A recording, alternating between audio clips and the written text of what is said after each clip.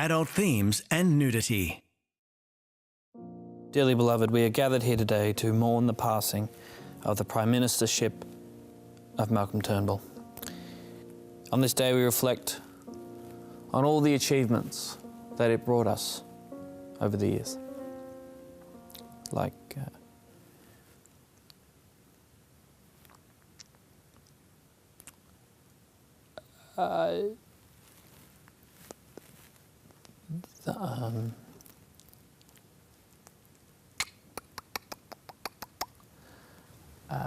oh, no. Help to Malcolm. Oh. Shh, buddy. Shh. It's over. It's over.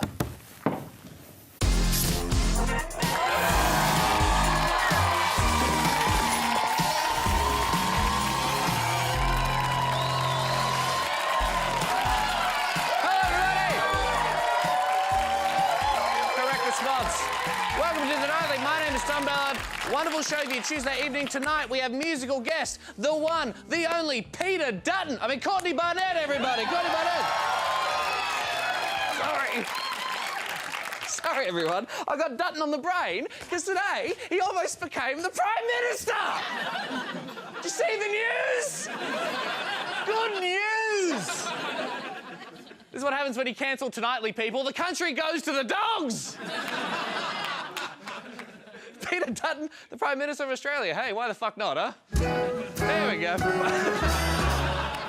All right, now we've done quite a few of these leadership spills now. Let's see how we went. Let's see how quick we can go. Go! We've got more in our breaking news from Canberra this morning. A Liberal Party room meeting has just begun. Moderate Liberals indicating they're moving their support from Malcolm Turnbull to Peter Dutton. Malcolm Turnbull has won it over Peter Dutton, 48 votes to 35. Mark Riley is still there in Canberra. Riles, that's what you're hearing? Absolutely, 48-35. Happened quickly, didn't it? Damn right it did, boom! 24 minutes, that's a PB, baby, come on! Yes! Fuck, we've gotten good at these. Well done, Australia. Good work there, boys. Good spill, good spill, good spill. All right, everyone go back to doing nothing. Good on you. All right, come on. Dutton went for it. Lost by 13 votes. That's a good result for Turnbull. Malcolm Turnbull knows this is a bad result. Malcolm Turnbull will be shaken by this. This is devastating for Malcolm Turnbull, absolutely devastating. You have a really deep sense of how extraordinarily bad today has been for Malcolm Turnbull. Congratulations. Hey, I just kept my job as Prime Minister. Oh my God, I'm so sorry. That is devastating for you. Oh, well, at least now it's over. I've had contact with some of the people doing numbers and building support for Peter Dutton who are saying that as close as Thursday, yes, it's Tuesday, you're right, that's in 2 days, they may have another shot. Oh, God. Well, at least I was right about Thursday being 2 days after Tuesday. I guess that's something. Not looking good for Malcolm, friends. Some commentary has now labelled the Prime Minister a dead man walking, which is very offensive to zombies. Say what you like about zombies, unlike Turnbull, they make their policy objectives very clear. They want brains, and they will not compromise on that, OK? Peter Dutton, on the other hand, is a dead man staring. It's very different. Lobbyist Jeanette Cottrell from the Executive Council Australia was on ABC News. She certainly thinks this thing's not over. So what should he do from here to remain Prime Minister? I really don't know what the solution would be for him to remain Prime Minister. I don't see Tony Abbott, unless someone's got a Hessian bag and a baseball bat, going away anytime soon. And upon hearing that advice, Malcolm Turnbull responded by saying, "Gotta go! Hey!" Speaking of Tony Abbott, mate, what do you think about all this? We think that when you elect a government, when you elect a Prime Minister, you deserve to keep that government and that Prime Minister until you have a chance to change your mind. Gosh, Tony, you're very consistent, aren't you? No. OK. Labor, of course, was getting stuck into the government about all this in question time today, particularly Tanya Plibersek. The member for Dixon sitting on the lap of the member for Warringah like a really scary wooden puppet come to life, with the hand of the member for Warringah up his back. Did she just do a fisting joke in Parliament? Is that what happened? It was sort of the Queen's wave up there. That was good. I feel a bit sorry for Malcolm Turnbull in all this, I really do. Because he compromised so much to avoid this bad thing happening, and the bad thing has happened anyway. This is the same dude who in 2010 said that to effectively combat climate change, the nation must move to a situation where all or almost all of our energy comes from zero or very near zero emission sources. Right? That's 2010 Malcolm Turnbull. Last week, he committed to the government underwriting the building of new coal power fire stations. Then he dumped the idea of legislating the Paris Agreement targets in the neg. Then he dumped the emission targets being part of the energy policy completely. What else is he going to give up? Yes, hello. It is my pleasure to now announce that the neg shall be renamed the Abbott-Dutton Coal Bonanza Party. Its new slogan shall be, any coal is a goal. This new plan shall mandate that the major energy companies will be forced to electrocute me, Malcolm Turnbull, via electrical clamps on my testicles. This may seem like a strange tactic, but politics is the art of compromise, and I enjoy the full support of the party. Sorry.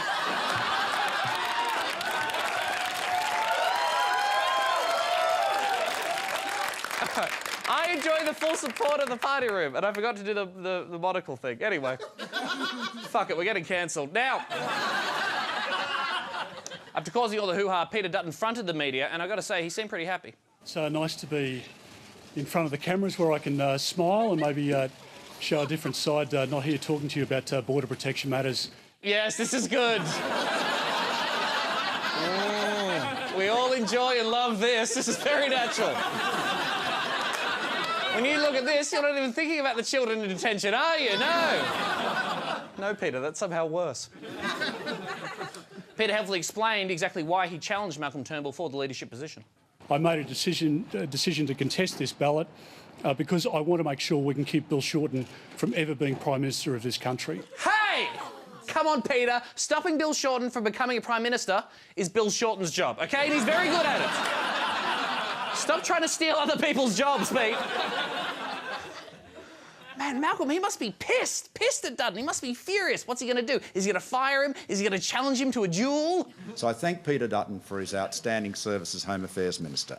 I've invited him to continue in that office.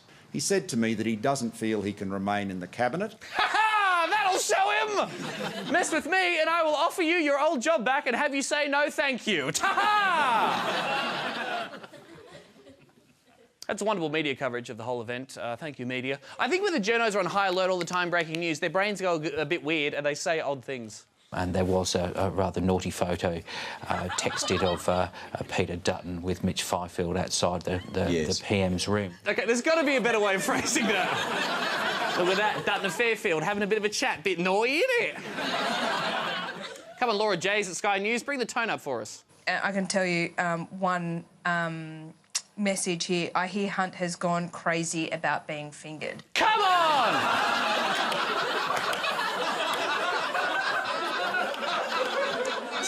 Grow up, everybody. Come on. Come on, let's all... There's a lot of media hanging out and around Peter Dutton's seat of Dixon in Queensland to find out what the punters think of this whole Turnbull v Dutton business. I don't like either of them, but more than that, I don't like Peter Dutton. He's a rat. OK.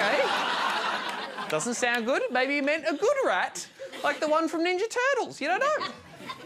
Let's try another one. What are your thoughts on Peter Dutton? Not a fan? Down the tube. Down the tube. Maybe the tube goes somewhere nice. You never know. Has anyone got anything good to say about Malcolm Turnbull? Just don't like Turnbull. He's a twat. OK, maybe she means a really nice twat.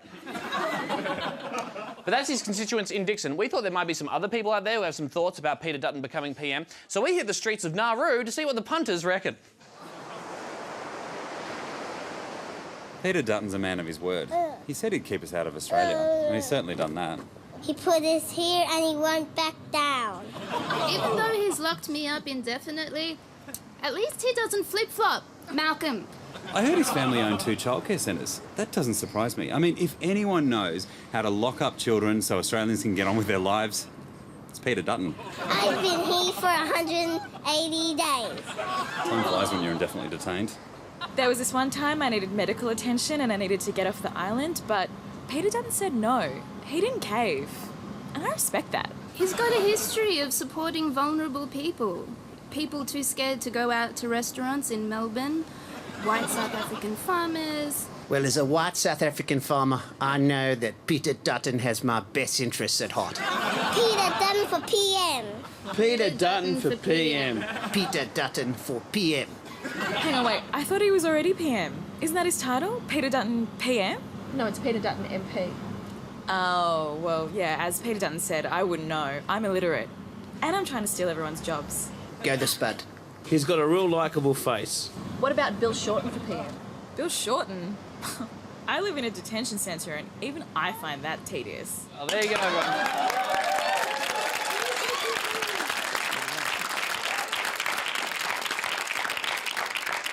Good to see what people are thinking. My favourite thing is people in the government trying to act like this is all fine and totally sweet and it's not a problem. At a doorstop today, Liberal MP Trent Zimmerman told the media, I think there is relief that what has been a messy week, to be frank, is now behind us. Messy week? Dude, it's Tuesday! This isn't even your hump day, bro. It's clear some members of the government are quite worried about their electoral chances. One worried backbencher spoke to Fairfax Media saying a lot of our people are facing the fact that they are in the last 6 months of their political careers. They've got houses, school bills, cars that they've set them up for themselves on the basis that they're earning $200,000 plus. What do they do if they're suddenly out of work? Trust me, worried backbencher, I can relate. I'm about to be unemployed. How am I going to support my kids? And by kids, I mean drug habit. Come on! If there are already unemployed Liberal backbenchers watching, I hear ABC Comedy is looking for a fresh approach. So, get your show reels together, I say. It's all very confusing. You know, you're thinking, how are we going to explain this to the kids? And all these crazy leadership spills and stuff. We have a lot of kids who watch our show because their parents hate them. And they're going to have to struggle to get their heads around the whole political confusion. Well, we reached out to ABC Kids. They put us in touch with a wonderful pair of kids entertainers. Please welcome the Democracy Sausages. Hello, boys and girls. We are the Democracy Sausages. Hey, Wyatt, what do you do if you spill something at home? Bridie, I clean it up because that's being responsible. That is. Today, we're going to sing a song about a different kind of spill, one that you can't clean up, even if the entire population of Australia wants you to. It's called a leadership spill. Leadership spill, leadership spill. How do you clean up a leadership spill? You can't clean it with the towel, can't clean it with the wipe, can't clean it with respect for voters' democratic rights. Wyatt, in the last 15 years alone, there have been over 30 leadership spills in state and federal politics. That's messy. I know. There was Kevin in 07. We thought it would be heaven, but Julia got jealous. A leadership spill. So Julia took charge, but Kevin was at large, so he came on back. There was a leadership spill. Leadership spill. Leadership spill.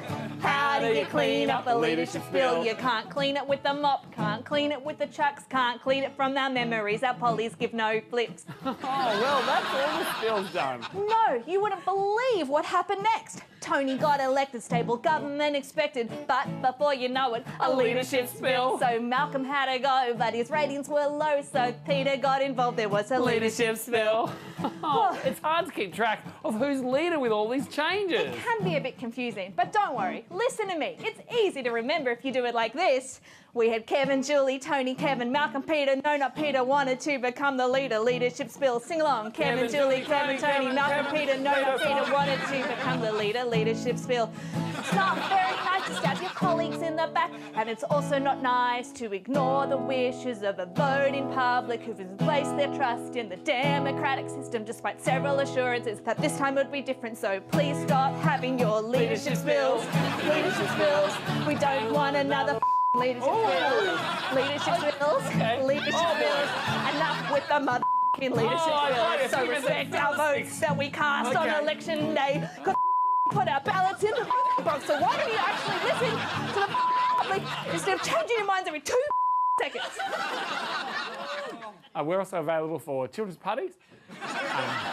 And we do balloon animals.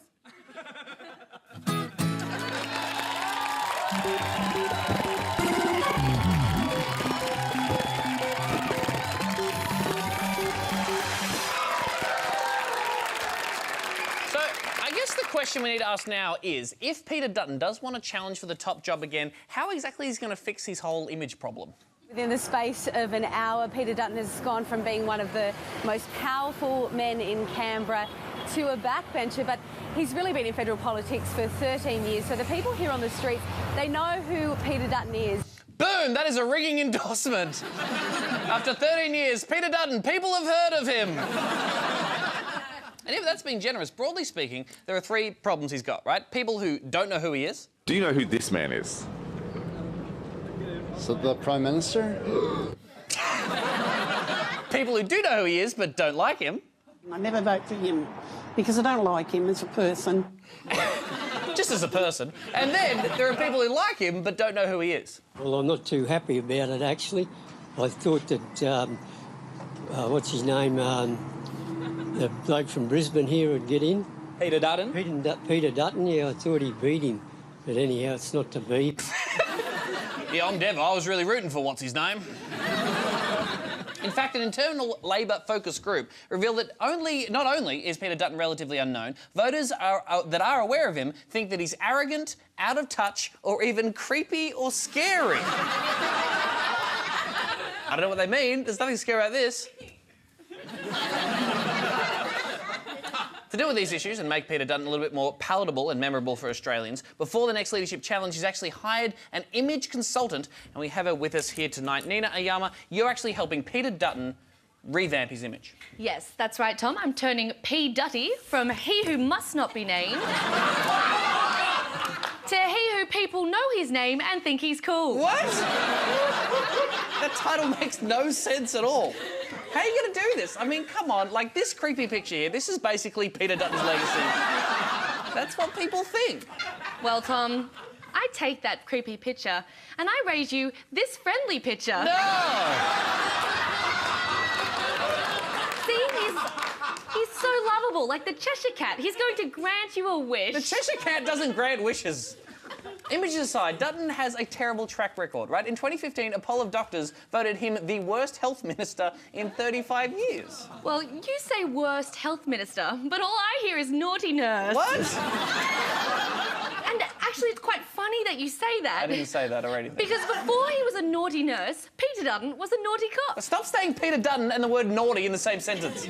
OK, but look at this real photo of young Peter Dutton. I love a man in uniform. I just have so much to work with. You know, I'm going to reintroduce the nation to Police Constable Peter Dutton. Lock up your daughters. Yeah, lock him up if he hasn't already. OK. Come on, this is the same guy who boycotted the Stolen Generation apology. He continues to dehumanise cultural minorities in Australia, and he voted no to same-sex marriage. Sorry, did someone say sex? No, absolutely not. Don't introduce me to anything about that. Okay. All right, if it really is all about image, how are you going to deal with the fact that some people think that he does look a bit like a potato? You are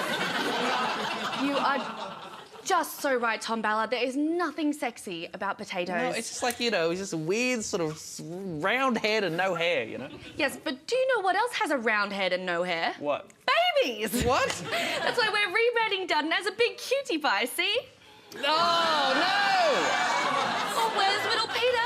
There he is, contesting the leadership. That's so cute. That's even worse. That's somehow more creepy. Well, at least it's not scary. That's progress for you. Nina Ayama, everybody.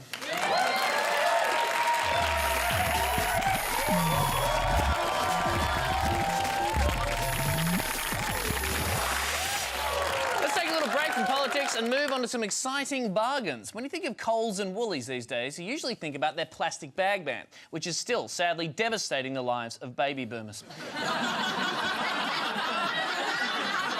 Every week, 300 baby boomers succumb to wrist injuries from writing letters to the editor about plastic bags.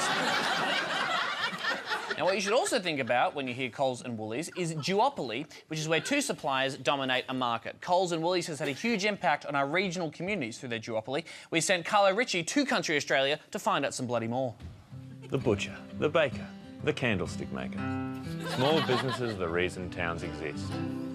Oh, g'day. I'm Carlo Ritchie, taking a look at the issues of the country down the barrel of a registered firearm. Most of the food we eat starts here. In the bloody soil. Would you believe it? The problem is, it's almost impossible to live off dirt. I mean, sure, it's easy to eat, but it's very difficult to digest with any real nutritional benefit. So instead of eating it, we use the soil to grow crops or raise livestock. And for goods like bread, butter or beer, we have to head to the shops, just like our cousins in the city. Things really aren't so different after all, are they? Let's have a yarn about retail monopoly.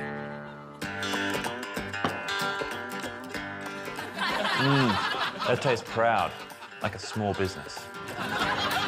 It's the creation and sale of these goods that necessitates the demand for a common marketplace, hence the need for a town. But wouldn't you know it, someone worked out a way to cut out the whole town. Great, right? No, it's actually pretty fucked. 68% of Australia's marketplace is controlled by Coles and Woolworths. So rather than delicious profits staying in town, they end up here. Fun fact, the CEO of Woolworths earns $4.5 million a year.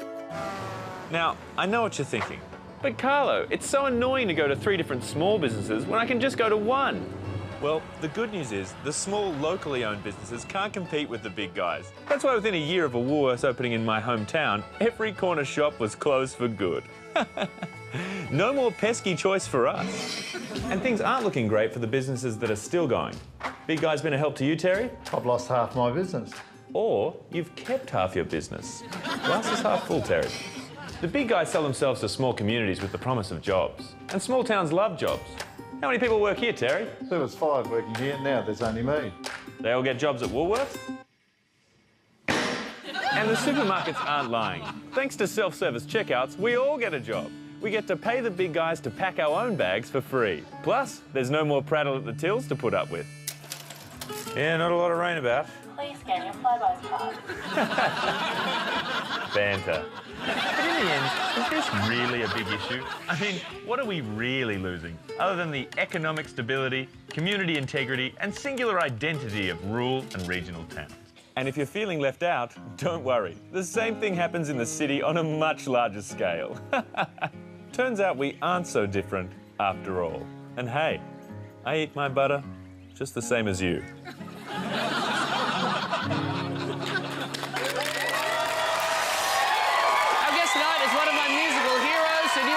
Called Tell Me How You Really Feel. It is out now. She's touring the country. She's here to perform crippling self-doubt and a general lack of confidence. This one's for you, Malcolm Turnbull. Please welcome Courtney Barnett.